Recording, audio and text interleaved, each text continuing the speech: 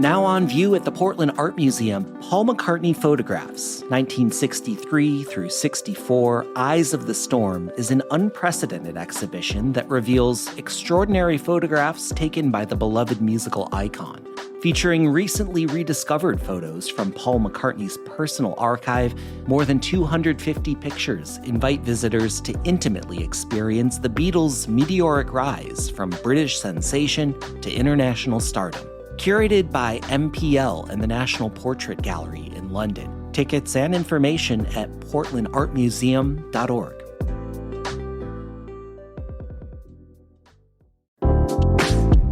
Celebrate the best of our city's plant-based dining scene this Sunday at Circle V Portland. It's an all-inclusive walk-around tasting event featuring 10 chef collaborations from top vegan restaurants. So chefs from spots like Boxcar Pizza and Mama Doot, they'll be working together creating mashup dishes. Plus, there's going to be 14 beverage makers, even one of those giant grazing tables full of snacks. And the whole thing is a benefit for the nonprofits Growing Gardens and Urban Gleaners. It's all happening at Castaway Portland on September 22nd. Get your tickets today at circlevportland.com.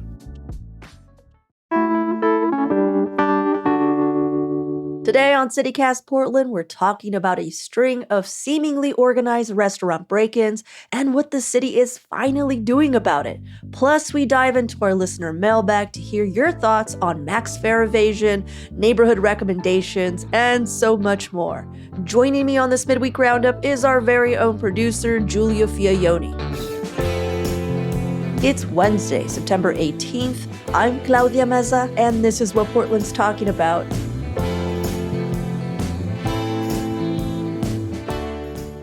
Welcome, everyone, to our midweek microdose of news. Giulia, thank you for joining me this morning. Good morning. If you're new to the show, today is the day we look at a local story and or updates to stories that we might have missed last week or over the weekend. What I was thinking, Giulia, is since I've been gone for like almost 2 weeks now, we could have actually picked up new listeners in that time that are probably like, where's John? Who are you? Who's this lady?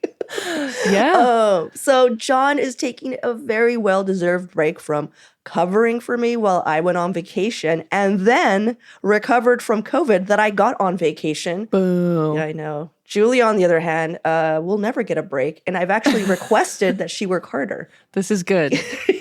Speaking of, you're actually bringing us our headline this morning. So what caught your eye? Yeah. So I'm pulling from some reporting by Catherine Cook at KGW. And they're talking about some back-to-back break-ins that happened last week in Northeast Portland. One was at around 4:30 in the morning on Monday at Gabbiano's on Northeast 30th near Killingsworth.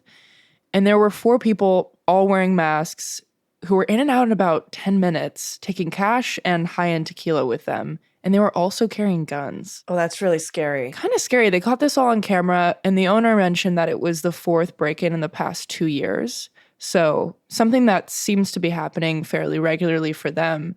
And then less than an hour later on Monday, the same thing happened 3 miles away at Bar Asha on Northeast 28th near Gleason. And one of the bar owners, Ben Preacher, who also owns Wilder on Killingsworth and the Garrison in St. John's, mentioned that his other bars have also been broken into before, and every time police haven't done much to help. And he said, quote, responding officers have declined to investigate further due to, quote, limited resources. Yeah. I love Gabbiano's so much. And when I heard about them breaking in, I just thought of like the sanctity of that space.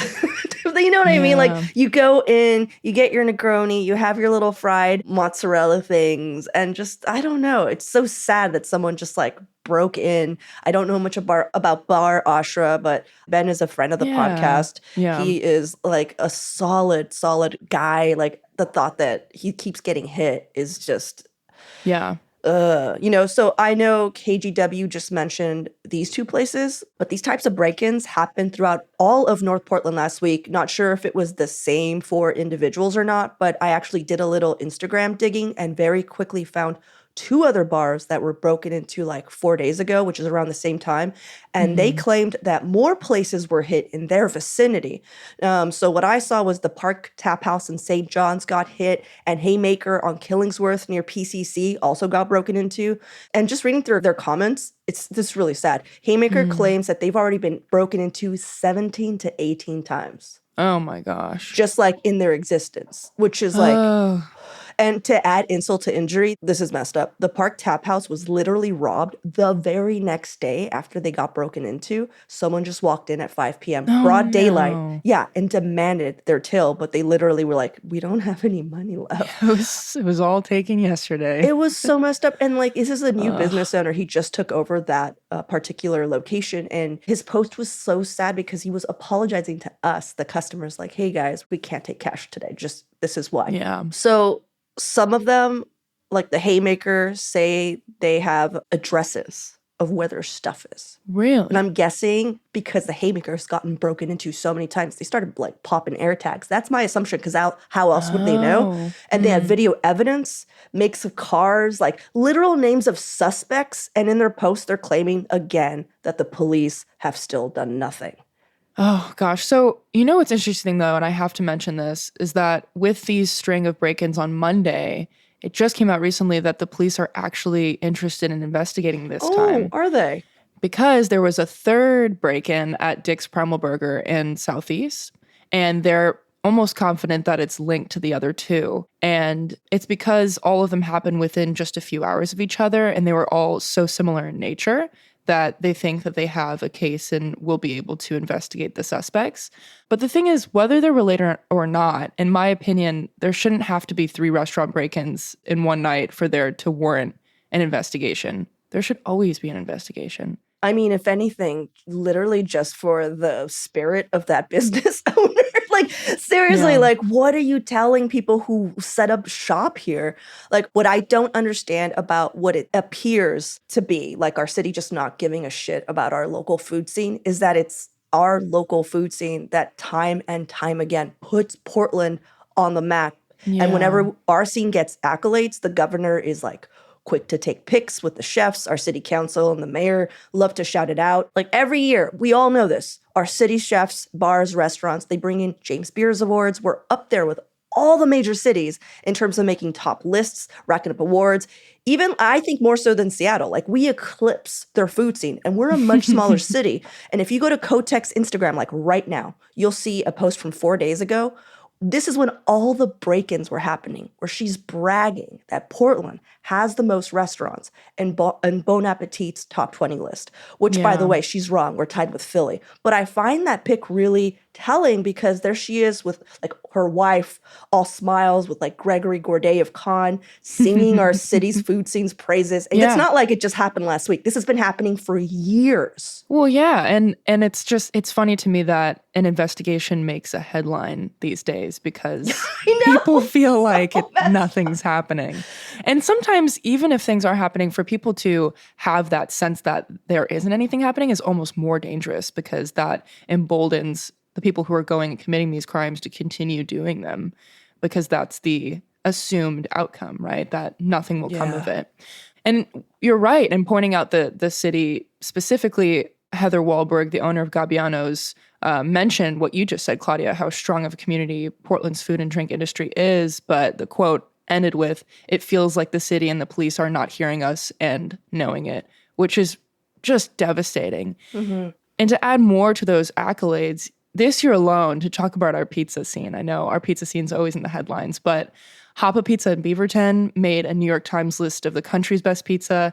Grana Pizza Napolitana and Ken's Artisan Pizza, which are both in the Kearns neighborhood, were on the top pizza US list also this year. But that's no secret, and these accolades have been coming out for years now. But it isn't just our pizza scene. Like you said, Claudia, Cannes opened up in Portland a couple years ago. It seems to be on every single list as one of the best restaurants in the US right now. But Gregory Gourdet, who runs Cannes, is from New York City. And in October, their bar space, Susul, is collaborating with another world-renowned New York bar, Katana Kitten, for a couple nights. And yes, the tickets are insanely expensive. But the thing that I want to mention this is because it shows that Portland's not only thriving within Portland, Portland's also bringing in other big names because of how excited people are about our restaurant scene. And that's a big deal. Yeah, the thing that you're talking about, it's a dinner. Yeah, it's a dinner one night and a takeover the next night. Do you know how much that dinner is at Con? I didn't even want to say the number. $244 per guest and tax. I'm just thinking of that amount of money, and then the city's just like, it's a broken window. What? Yeah. Like, whatever. And it's like, no, we're building a world-class food scene here. Yeah. Again, this is a thing that small business owners, not just restaurant owners, have been complaining about pretty much since the pandemic. And so I dug in a little further because I wanted to see when these break-ins really started making the news. And like when business owners were just like, hey, I need to talk to the press. This is like something is off here. So Michael Russell, back in January 2022, wrote kind of like an RIP article for Clyde Common. I think this was before your time, Julia, but that was Portland's first nationally recognized like cool restaurant because it was connected to the Ace Hotel. So it's like where anyone who was filming anything in Portland would eat at, but it had like a nationally recognized bar program. Like people would come into town just to say that they stayed at the Ace Hotel and ate at Clyde's. So it brought dollars and acclaim to our city, and when they needed the most help, which was like right post-pandemic, they were just like, nothing is happening. And they were, unfortunately, right downtown. Yeah. So when they closed, they told Michael Russell, hey, you know, my friends who have similar bars and restaurants in other cities, they might have closed, but they didn't get destroyed and defecated upon and have city leaders just shrug.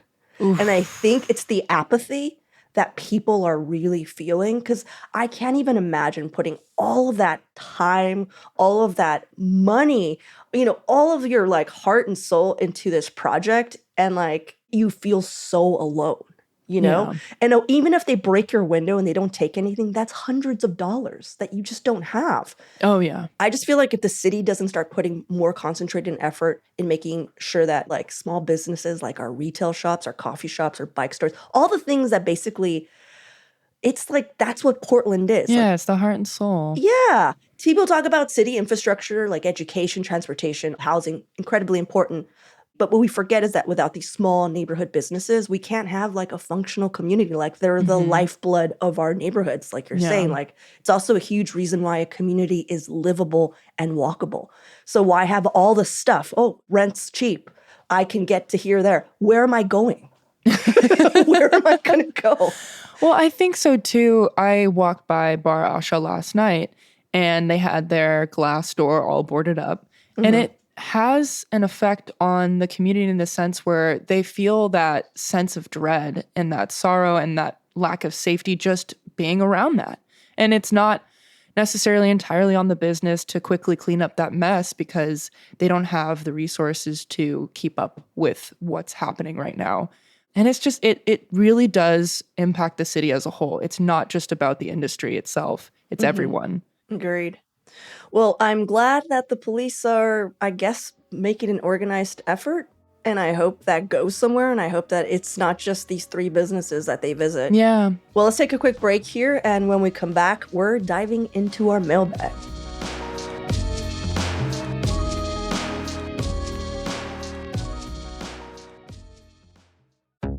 If your business needs a new application, then developers will have to write code. A lot of code. If an application needs to be modernized, then you'll need time, resources, and caffeine. If this sounds daunting, then use Watson X Code Assistant. Built with IBM's Granite code model, it's AI designed to multiply developer productivity so you can generate code quickly. Learn more at ibm.com/codeassistant. IBM, let's create. Ryan Reynolds here for, I guess, my 100th Mint commercial. No, don't. I mean, honestly, when I started this, I thought I only have to do like 4 of these. I mean, it's unlimited premium wireless for $15 a month. How are there still people paying 2 or 3 times that much? I'm sorry, I shouldn't be victim blaming here. Give it a try at mintmobile.com/save. Whenever you're ready. $45 upfront payment equivalent to $15 per month. New customers on first 3-month plan only. Taxes and fees extra. Speed slower above 40 gigabytes. See details. All right, well, before we jump into the mailbag, into the giant metaphysical mailbag, Like a ball pit. Yeah, before we dive into the ball pit, that is our mailbag, we have a correction. In some previous episodes covering the city council races, we've mentioned David Bernal, who was running for District 2. We got a couple notes from other city council candidates who seem to be more in the loop with what's going on in their own race than most of the reporters in town. Yeah, And they let us know that David Bernal has actually dropped out of the race for quite some time, even though he actually is still currently appearing on candidate lists in other local media outlets. You and I checked, and we're just like, why is he still here? Just a few days ago. Yeah, he is no longer running. We double checked, and all of his websites are down, and his name is no longer listed in the city's official register of city candidates. So yeah, apologies if you were listening to an episode and you heard his name and you wanted to vote for him. I'm sorry, he's not going to be running anymore. But thank you to Chris Olson and James Armstrong for letting us know. Both are city council candidates who are running for District 2, in which they are still 22 people running for District 2. Oh my gosh. Do you hear me? 22. That's wild. Yeah. Thanks for the corrections. On to our mailbag. Julia, what do you got? So in response to our Powellhurst Gilbert episode, Eric wrote in with some recommendations to add on. They said, I lived at 148th and Mill for a while and have some more good tips. While the bars mostly suck, there are some fun activities to be had. There's a number of pool hall bars, classic billiards, and bar 122nd. Just on the edge of the neighborhood are pretty good 9-hole disc golf courses. Portland doesn't have many courses within the city, but Oregon's oldest disc golf course is in Rockwood. And just a few blocks away is the beautiful Vance Park, which is in Gresham. And both are 9-hole courses with old growth trees and great activity if you live in the deep east. So some tips for you. And I love that you're like, Eric wrote, like we know Eric. We don't know Eric. Eric, thank you for writing in. He's a listener. Hey, he's a listener, okay.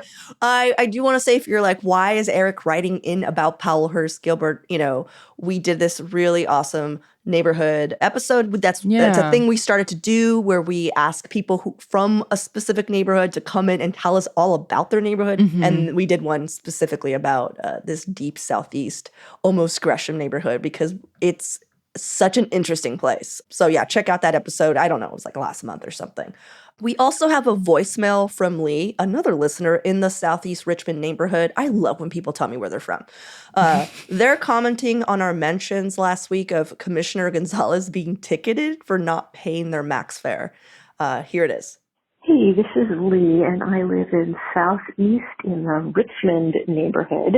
And I was listening to your story about the fare evasions, and I have to say the last time that I rode the Max train versus the bus, which is my normal transit, I completely forgot that you have to hit this post somewhere along the sidewalk before you get onto the train. And I'm getting on the train, and the doors closed. I'm looking where to tap my thing, and nothing. And so I evaded the fare. I didn't do it on purpose. I didn't do it because I can't afford to pay. I didn't do it because I was seeking a cheap thrill. There's no way to pay once you're on the train. So that's an oversight. If they really want people to be able to pay, for those of us who are, you have to run to jump in, the train is leaving, and you jump and get in there, and because there's not another one, then there you are on the train, you can't pay. And oh well, there you go. There you go. I hope that her chest feels lighter. I feel like this was... I mean, Julia, have you done this? Because I've definitely done this. Oh, for sure. Yeah, not on purpose. Like, mine was different. This was like, I don't know if they do this. And this is the last time I rode the Max. I'm not even joking. Because I was so embarrassed and I felt so targeted, even though I'm sure it was like, whatever. But I felt targeted. They came straight to me. And I was like, there's so many people. Why would you come to me? And they were just like, show us your fare. And I was like, oh, yeah, here you go. And then like the guy was like, really just like... smug about it. Really smug. And he's like, actually, you see this thing when you hit it? Now it's the fare. You didn't have the fare. Here's like a whatever $100 ticket. And I was just like, what? And I was just like, never again am I on going on the Max. Like, you have to hit the thing to go into the bus. That makes sense. I admitted last week on this show that I've evaded fare on purpose. So I've done both. Wow. I've done the accidental miss and the intentional skip. So Lee, it's okay. We hear you and it's all good. Nobody's coming after you. That's not even their real name. So if you're, because I don't know if people from the city do listen to our show, I want you to know that Lee is an alias. All right. It's a fake name. So Chris from the Kearns neighborhood also wrote in about our Swifts episode with a local bird expert. He says, I really enjoyed this episode and noticed John and his guest talking about parking and the potential difficulty of finding it, which is true. I don't know if you've ever had to drive to the Swifts. It sucks. Don't do it. Oh, yeah. Wrote, that seemed like a perfect opportunity to promote biking or taking the bus. Oh, yeah, that's right. A quick mention that biking in Northwest Portland is possible, could help our city reduce car trips. I don't need to be told, but there are a lot of people who need a little push. So take transit, and remember Lee is also pushing you to remember that sometimes you just get on the max and no one seems to care. So we do have one more piece of mail in our mailbag that we also received from a listener, Sarah in Woodstock. And she said, I just happened to notice that there is a job opening for Renee Gonzalez's digital media manager. And it kind of reminded me of this whole thing where he hired someone with taxpayer funds to update his Wikipedia page. It seems kind of a waste of taxpayers' funds to me, so I don't know if this is typical for commissioners. And if all of our new commissioners are going to have social media managers, seems like something maybe a campaign would have, but not necessarily a government job. Anyways, I was just curious. I thought it was something you guys would be interested in looking into. So I did reach out to the Office of Commissioner Renee Gonzalez to look into this and see. They didn't get back to me, but some of the questions that Claudia and I had were very much similar to the listener that wrote in. But one of those being, the annual salary for this is like quite a large range. It's $65,000 to $118,000 plus a year full time. The job opening is closed now, so if you're looking to apply, I'm sorry. What I don't understand is like, it's Renee Gonzalez, digital media manager. Is it for just 2 months? That was another thing too. That's exactly the question I posed them. I said, seeing as he's at the end of his current term, what would be the purpose in hiring a digital media manager now? They didn't get back to me in time, but one of the things that's interesting is that they're hoping that this person will cover all of the commissioner's social events and capture the experiences of the commissioner to transform them into, quote, engaging content for Instagram, Twitter, and Facebook platforms. That feels campaigny. I don't know. We didn't get an answer, so Yeah. we'll maybe have to update again. And if you're listening right now and you're like, huh? Renee Gonzalez, Wikipedia. Oh my God, Google it. It's hilarious. That's all. Please Google it. And if like you have our personal email, I do have a screenshot of one of the best modifications of his Wikipedia page, because there was like a brief 24-hour period where people just were changing his Wikipedia page. It was a free-for-all. Yes. And I have the best screenshot of what I think was the height of that, where he was called Don't reveal the secret. You have to get people to email in. Oh, you know what? Beep that out. Beep that out. And then no one will know. If you email us, I'll send it to you. It's pretty funny. Yeah, a little Easter egg. Well, Giulia, thank you so much for being a trooper, for hanging out with me this morning. I'm sorry, you will never get a break. This is your life. Talking to me or John. Can't wait for the rest of my life. Thanks, Claudia.